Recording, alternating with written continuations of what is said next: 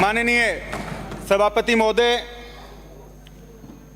3 घंटे वित्त मंत्री जी ने बजट पढ़ा और हर कोई सदस्य इस उम्मीद में बैठा था कि अब कुछ ना कुछ उनके लिए घोषणा होगी, उनके सेक्टर को मिलेगा, इस राजस्थान को नया कुछ मिलेगा। लेकिन माननीय सभापति महोदय, जिस तरह से भाजपा की सरकारें हमेशा करती आई है, पैसा है नहीं और बजट किस तरह से गुमराह राजस्थान की जनता को करें। 3 घंटे पढ़ा और उसमें से सिर्फ यही समझ में आया कि 20 हैंडपंप एक विधानसभा को मिलेंगे, बाकी सब कुछ गोल कर दिया, जो कि हमेशा प्रवृत्ति रही है। और पहली वित्त मंत्री बजट पढ़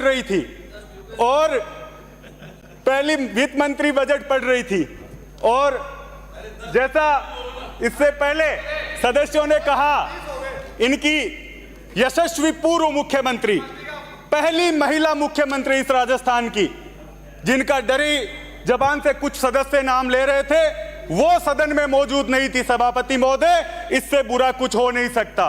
और मेरे से पूर्व सदस्य ने कहा कि कबीरा का एक दोहा पढ़ा कि 2 पार्टों के बीच में जो आ गया वो बचा नहीं, लेकिन आपके तो पार्ट 3-3 हो रहे हैं। आप जरूर बच के रहना, किसी पार्ट के नीचे आप लोग नहीं आ जाएं। सभापति महोदय, इस बजट में सिर्फ मोदी जी और भजनलाल जी, इन 2 शब्दों के अलावा मुझे लगता है कि कुछ भी इस राजस्थान की जनता के लिए नहीं था। माननीय सभापति महोदय, शिक्षा को लेकर बजट जो हमेशा से एक इस राजस्थान के लिए एक अच्छी मिसाल पेश हुआ, उस बजट में शिक्षा का नाम ही हटा दिया गया, उसको युवा विकास एवं कल्याण के साथ शामिल कर दिया गया। 1 लाख नौकरियों की घोषणा आप लोगों ने की और उसमें से कोई वर्गीकरण इस राजस्थान की जनता के सामने इस सदन में आपने नहीं रखा। आपने ये नहीं बताया कि इन 1 लाख नौकरियों में आप संविदा पे देंगे, नरेगा में लगाएंगे, शिक्षा विभाग में लगाएंगे, चिकित्सा में लगाएंगे। ये उसी तरीके की घोषणा है जैसी मोदी जी ने 15 लाख रुपए की घोषणा लोगों के लिए की थी। तो ये इस तरीके की एक जो चाल चरित्र भारतीय जनता पार्टी का रहा है कि गुमराह जनता को कर दो, 1 लाख नौकरियां देंगे, उसका वर्गीकरण भी तो बताते कि इस विभाग में देंगे, अब देंगे, कब देंगे। और सभापति महोदय, आपके माध्यम से मैं इस राजस्थान की जनता के लिए एक भीख मांगना चाहूंगा कि ऐसे शिक्षा मंत्री जो कैसे बयान बनने के बाद उनके आ रहे हैं, कभी कह रहे हैं उल्टा लटका दूंगा, कभी डीएनए टेस्ट करा रहे हैं, कभी किसी के पिताजी का पता मांग रहे हैं और अकबर का नाना कौन था, ऐसे शब्द आने के बाद उन्होंने आप राजस्थान की जनता के सामने रखे हैं। इस राजस्थान की जनता का, इन बच्चों के भविष्य को आप सुरक्षित करें। एक अलग डिपार्टमेंट आप मदन दिलावर जी के लिए बना दें ताकि वो बयान देते रहें और आप उनका पक्ष लेते रहें। जिस तरीके से आदिवासियों के लिए उनके शब्द थे, माननीय सभापति महोदय, इससे पहले कोई भी शिक्षा मंत्री इस तरीके के बयान नहीं देखे गया। आपने आ रहा हूं और सभापति महोदय, इससे पहले बयान अभी सदस्य बोल रहे थे और मुख्यमंत्री जी ने भी कहा हमने गैंगस्टर एक्ट बना दिया, टास्क फोर्स बना दी, हमने 100 लोग गिरफ्तार कर लिए।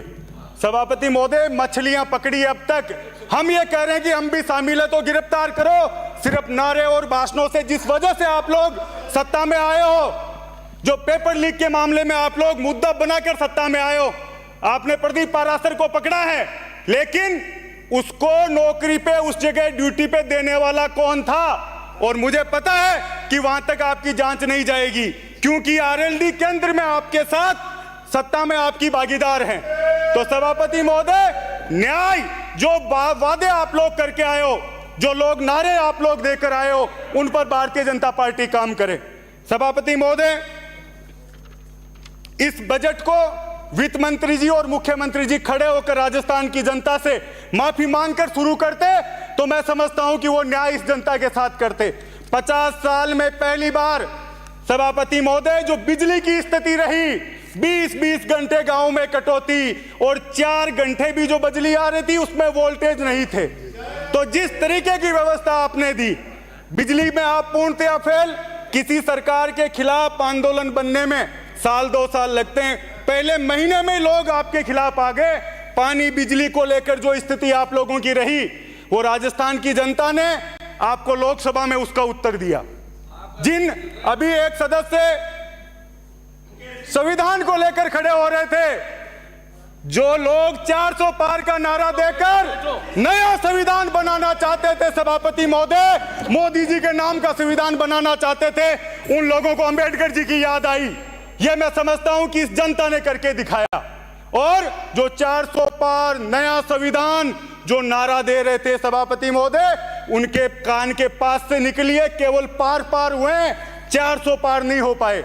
और सभापति महोदय, इस देश के किसान को, गरीब को, दलित को, अल्पसंख्यक को, जो इनकी डिक्शनरी में नहीं था भाजपा की में, उसको बार बार याद कर रहे हैं। इस बजट में कम से कम बाबा साहब अंबेडकर का नाम तो लिया दिया कुमारी जी ने। इससे पहले तो आप लोग भूल ही गए थे कि बाबा साहब ने तो संविधान बनाया ही नहीं, मोदी जी ने संविधान बनाया है। तो यह स्थिति सभापति आप लोगों की है। जेजेएम जो योजना है, प्रधानमंत्री जी, हर घर नल। पूरा हो गया आपका समय। नहीं हुआ सभापति महोदय, 2 मिनट बच रहे हैं, मैं लगा के पढ़ रहा हूँ आगे। पूरा हो गया, मेरा 2 मिनट बच रहे हैं, मैं 7 मिनट 5 ही मिनट हुए हैं। सभापति महोदय, जो नल, हर घर नल की जो योजना आप लेकर आए, उसमें एक भी गांव में आपका पानी नहीं पहुंचा है।